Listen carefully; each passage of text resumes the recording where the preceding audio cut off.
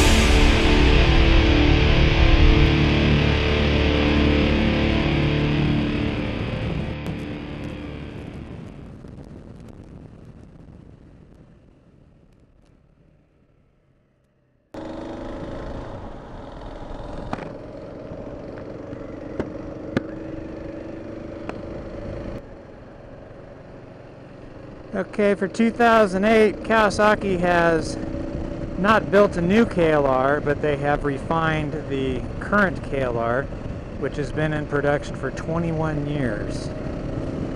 The changes don't run that deep, but they are addressing the points that needed to be addressed most on this bike.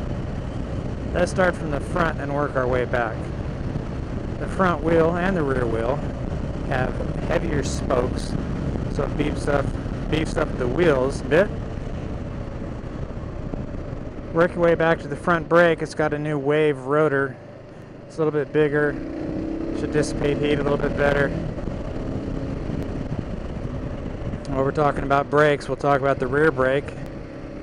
It's been changed a little bit with the new caliper. Now let's go back to the front again. The forks have been beefed up. And what they did with the front and rear suspension is they reduced the travel. There used to be a lot of sag on the KLR, and they basically took the sag out, which took over an inch of travel out each end, and they revised the settings from there. So basically you have the travel you had before minus the sag that was there. So you have less dive, less slop in the suspension, which was always a weak point. Now if you go from there, we have a new fairing, which you can see in front of you now. It's wider. The other one used to be about as tall, but this one is much wider and blocks out more of the wind getting to the rider. What it does is there's no wind here to the side, so the torso pretty much clean, just a little bit of afterdraft coming to it. In the front, we've got just the base of the helmet, and that can be a loud area if you hit it just that way. So new fairing, new windshield, new dash, new gauges. Bars, very familiar. The same.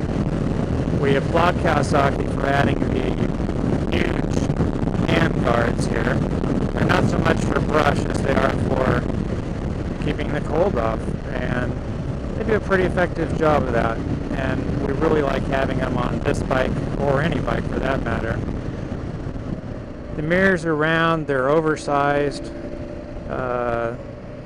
good view behind. They had a bit of vibration, so it's not so clear all the time, but good view.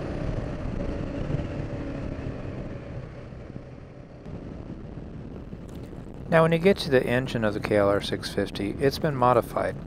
Not extensively, but some intelligent changes have been made. They began with cam timing has been changed for greater top-end performance. The intake porting has been altered for low-end performance. There's now thinner piston rings which have more tension to reduce oil consumption. There's a new radiator with 20% increase in cooling efficiency. There's a new temperature gauge, and on our bike it's been pretty much worthless because it has stayed on the cold peg all the way down no matter what we did. Unless we idled the bike for 5 minutes straight while parked, it moved a little bit. So it was nowhere near any kind of range that we could use the entire test. There's a new transistorized ignition, replacing the analog CDI. And there's also a throttle position sensor for better ignition mapping. So it's going to map and adjust much quicker and better than in the past with this new setup. So the engine has been worked on. A little bit of it for low and mid-range delivery, most of it for upper end delivery, which we really like. Now if you get to the bodywork's all new. Once again, the fairing, but they put fenders that appear to give the bike a bigger size than it really is. It's like they wanted to display some bulk out of the KLR, and they did that a lot with the fenders and the side panels that are plastic. Rear fender, new. One really big change is the rear rack. It had a nice rack before, but this one is even larger, much larger. One dimension is 3 inches wider, the other dimension is about 5 inches wider. So you got one hunkin' big rack on the KLR. I'm gonna concentrate on what I'm doing here. Give him a little wave, thank you.